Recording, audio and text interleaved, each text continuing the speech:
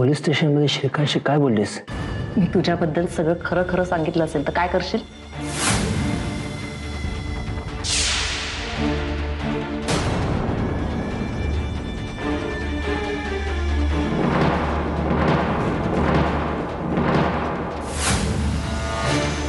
बघ गिरीजा, मला खरं खरं सांग, तुमच्यामध्ये काय बोलणं झालं होतं?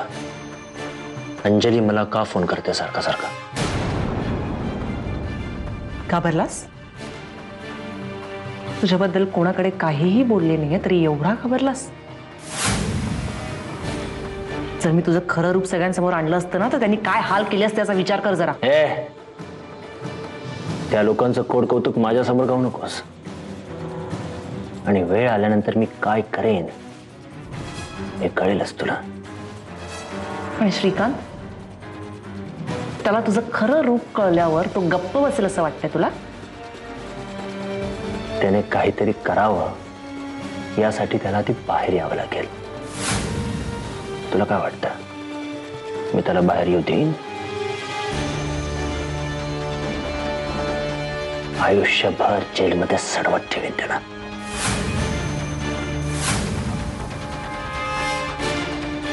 अरे पण का? आम्ही काय बिघडवलंय तुझं? हा प्रश्न तू मला आत्ता विचारलायस आणि ह्या प्रश्नाच्या उत्तराची अपेक्षा करू नकोस.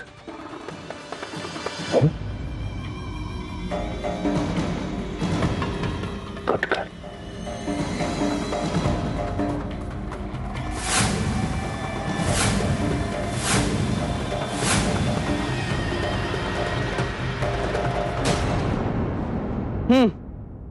हे विक्रमचं घर. हे अरे पण घरात कोणीच दिसत नाहीये. विक्रमही कुठेतरी बाहेर गेला असेल. अरे पण निदान गेटवर वॉचमॅन तरी असला पाहिजे. बस मनात वाटेल ते संशय आणू नकोस. तू तू एक काम कर, तू त्याला फोन कर आता. त्याला कळलं ना की आपण इथे आलो आहोत म्हणजे तो येईल निघून लवकर. म्हणजे काय ना सरू, मी फोन केला असता ग, पण माझ्याकडे नंबरच नाही त्याचा. तू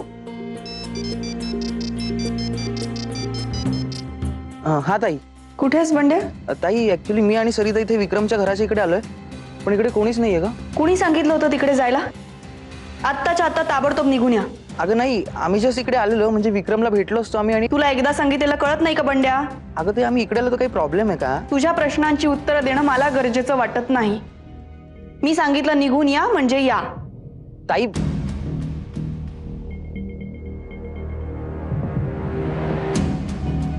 काय रे, काय म्हणाली अंजली? ताबडतोब निघून ये म्हणून. मग आता काय करायचं? निघायचं. तू पण ना मूर्खच आहेस बंड्या. तिच्याकडनं त्याचा नंबर तरी घ्यायचा होतास. नाही म्हणजे जरा वेळासाठी माझ्या मनात विचार आलेला, पण चोर चोर. बंड्या थांब. आपण एकतर त्या विक्रमच्या घराच्या बाहेर आहोत. उगाच काहीतरी झालं तर आपल्या अंगाशी यायचं. तू नको ना, सोड, गप्प बस, चल.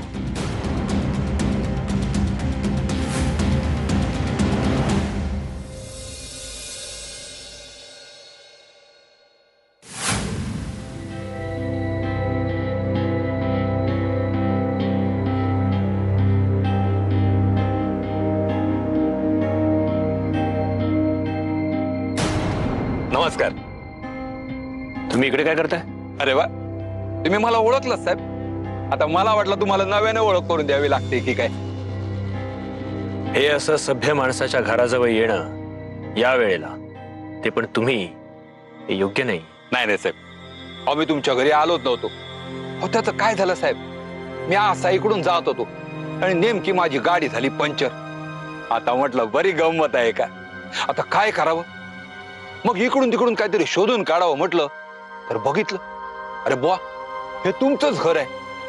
म्हटलं चला आता आपल्याला कोणीतरी घेऊन जायला येईपर्यंत रस्त्यावर कशाला बसा, आपल्या ओळखीच्या दारातच बसावं. काय मी तुमची काही मदत करू शकत नाही, तेव्हा निघा. नाही मी जाणारच साहेब. पण काय साहेब, मला वाटलं तुम्ही मला बघितल्यावर त्या श्रीकांत इनामदारीची चौकशी कराल, पण तुम्ही काय विचारलंच नाही साहेब. त्या माणसाशी माझा काही एक संबंध नाही हे तुम्हाला आधीच मी सांगितलंय. बरोबर. पण काय साहेब, श्रीकांतची बायको इथं तुमच्या घरी कामाला आहे असं ऐकलंय. हे तुम्हाला कोणी सांगितलं? आता कोणी का सांगे ना, पण म्हटलं. त्यांच्या घरी पैशांचा प्रॉब्लेम आहे. त्यात ती बाई अपंग आहे. हो, मला दया आली म्हणून काम दिलं. हरकत नाही साहेब. पण काय साहेब, मला यामध्ये ओढण्याचा प्रयत्न करायचा नाही. निघायचं आता. नाही जाणार आहे साहेब. मी काय मुक्कामाला नाही आलो इथं.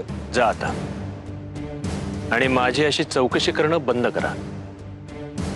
आणि लास्ट थिंग, माझ्यावर नजर ठेवायची नाही. आता मी काय करेन याचा अंदाज नाही तुला इन्स्पेक्टर. चव्हाण गरीबाचं नाव लक्षात ठेवा साहेब. हा? येतो.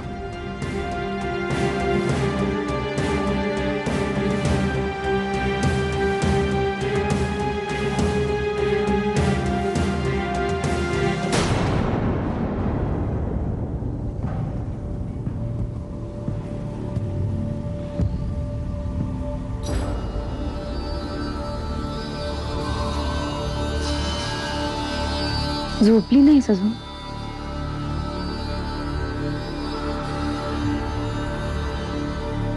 का गेला होता त्यांच्याकडे? अंजली, खरं सांगू, मला आणि बंड्याला त्यावेळी जे योग्य वाटलं ना ते आम्ही केलं. अंजली अगं, पण तिथे जाऊन काहीतरी वेगळंच चित्र बघायला मिळालं. त्या विक्रमचं घर, लाईटच नव्हते आतमध्ये आणि कुलूप होतं.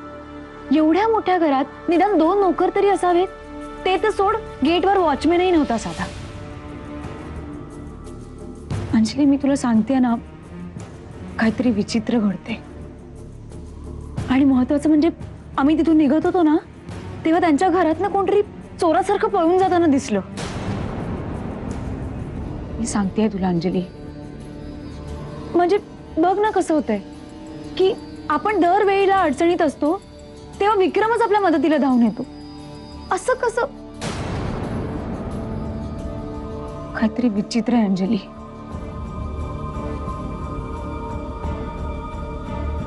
अंजली, ऐकते मी, बोल ना. दादूचा विचार करतेस ना?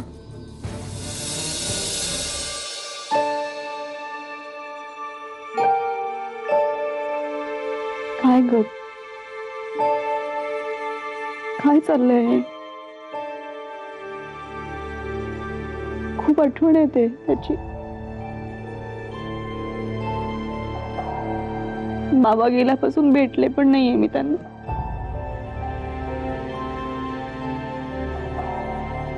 हिम्मतच नाही होत. काय सांगायचं मी? मला जर का विचारलं की मी इथून कधी सुटणार आहे, तर मी काय उत्तर देऊ?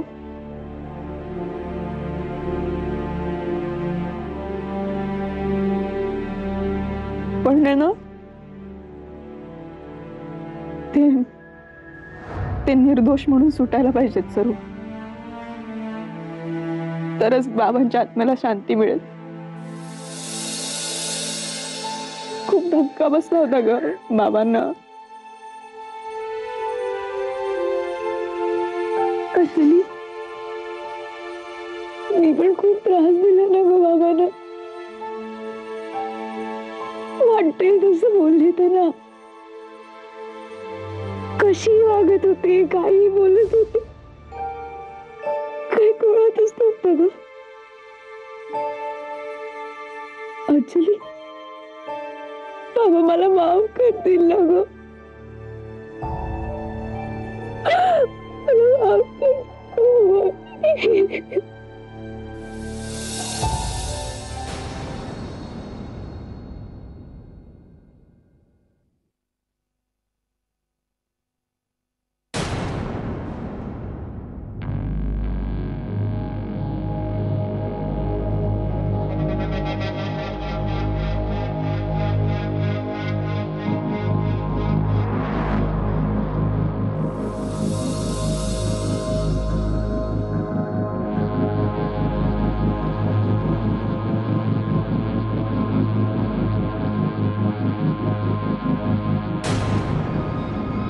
पद्मजा,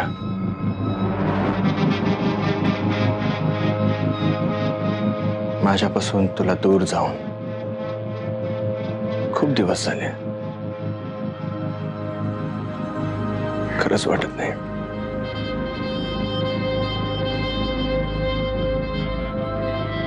असं वाटतं काही दिवसांपूर्वीच आपलं कॉलेज संपलं. तुझा चेहरा दिसला ना की मग त्या सगळ्या आपल्या रम्य आठवणी अवतीभवती वावरताना दिसतात.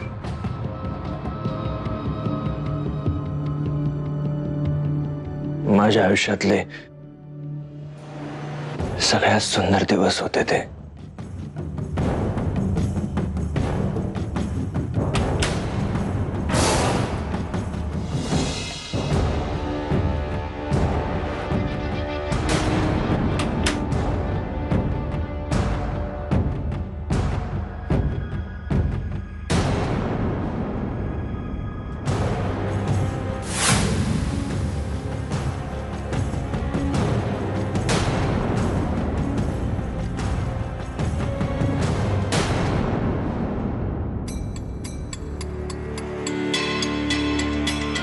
पद्मजा,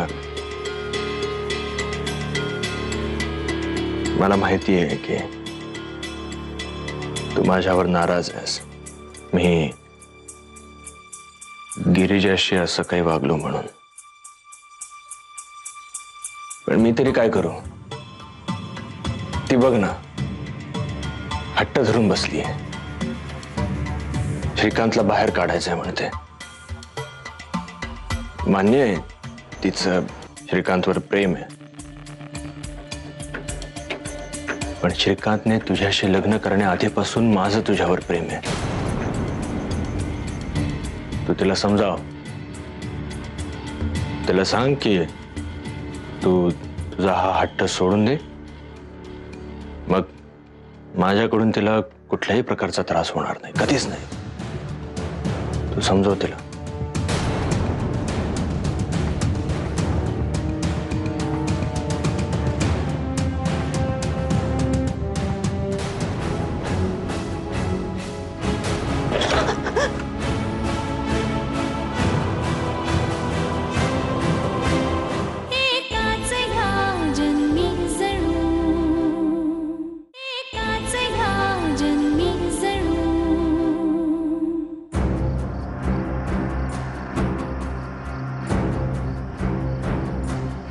विक्रम, विक्रम, विक्रम,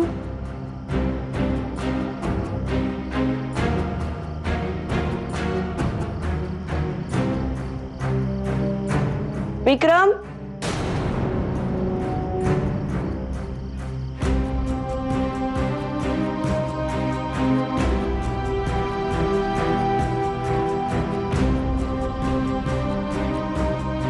विक्रम,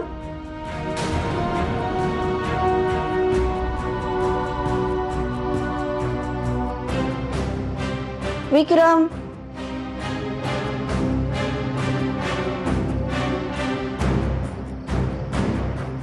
विक्रम,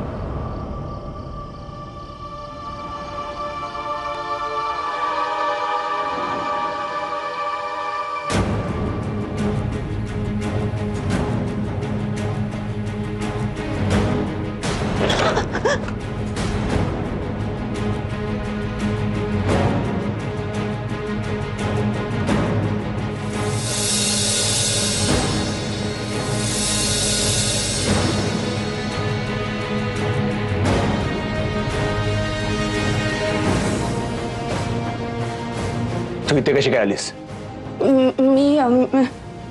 मी ते तुम्हालाच शोधत होते खाली, आणि खाली खूप वेळ हाका सुद्धा मारल्या तुम्हाला, पण तुमच्याकडून इतक्या सकाळी काय काम आहे? सकाळी विक्रम दुपार झालीये. हे बघ, दुपार असू दे नाही तर संध्याकाळ असू दे, तू माझी वाट बघत खाली थांबली असतेस ना. रूम जवळ यायची काय गरज होती? सॉरी, खरं तर मला आता एक्सप्लेनेशन्स नको आहेत. खाली जाऊन माझी वाट बघ, मी येतो.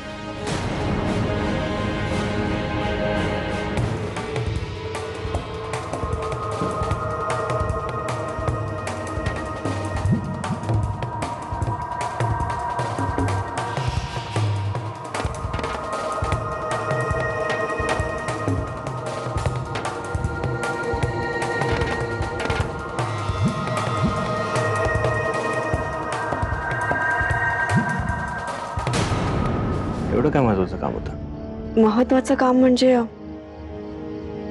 तुमच्या घरात काल चोर शिरला होता. काय? एकाच ह्या जन्मी जणू, एकाच ह्या जन्मी जणू.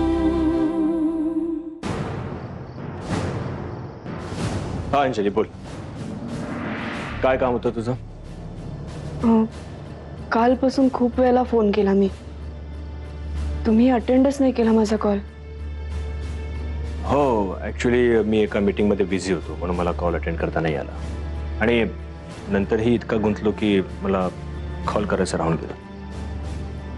एवढं काय महत्वाचं काम होतं? महत्वाचं काम म्हणजे तुमच्या घरात काल चोर शिरला होता. काय? हो,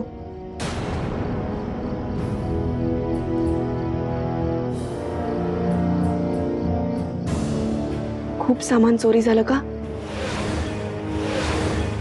विक्रम?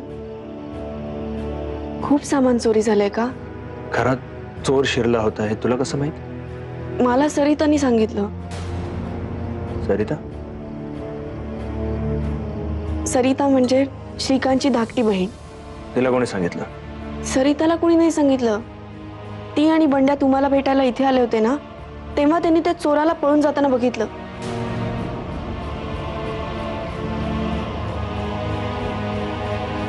पण सरिता आणि बंड्याला मला का भेटायचंय?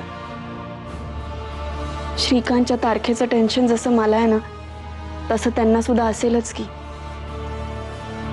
तुम्हाला माहितीये, ते आपल्या वकिलांना सुद्धा भेटायला गेले होते, पण वकिलांशी सुद्धा भेट नाही झाली म्हणून इथे भेटायला आले तुम्हाला. बरं मला सांगा, तुमचं सामान नाही ना चोरीला गेलं? नाही, मला वाटतं बंड्या आणि सरिता इथे आलेले त्या चोराने पाहिलं असावं आणि तो पळून गेला असावा. एका अर्थी बरंच झालं ते दोघंही आले.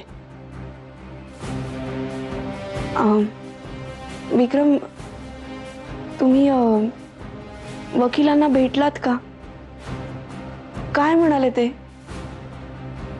अंजली, अगं तुला सांगायचंच राहिलं, तो आपला वकील आजारी पडलाय. काय? हो, हॉस्पिटलमध्ये ऍडमिट आहे. 1-2 दिवसात डिस्चार्ज मिळेल त्याला. अरे बापरे, डिस्चार्ज मिळाल्यानंतर सुद्धा लगेच कामाला थोडी सुरुवात करणार आहेत ते, म्हणजे अजून उशीर होणार. मी काय म्हणते, आपण त्या वकिलांवरती अवलंबून राहण्यापेक्षा एखादा नवीन वकील बघितला तर? हो, माझ्याही मनात असाच विचार आला होता, पण या वकिलाची आतापर्यंतची तयारी बघून श्रीकांतला हाच व्यवस्थितरित्या बाहेर काढू शकतो अशी माझी खात्री आहे. म्हणून आपली ही केस तोच कंटिन्यू करणार आहे. बरं, तू निघ आता, मलाही बाहेर पडायचंय. असं कसं? अहो, घर केवढं अस्ताव्यस्त पडलंय तुमचं. मी थोडी साफसफाई करून जाते. त्याची काय गरज आहे? मी आल्यानंतर बघेन काय करायचं ते. नाही नाही, मी आवरून जाते ना.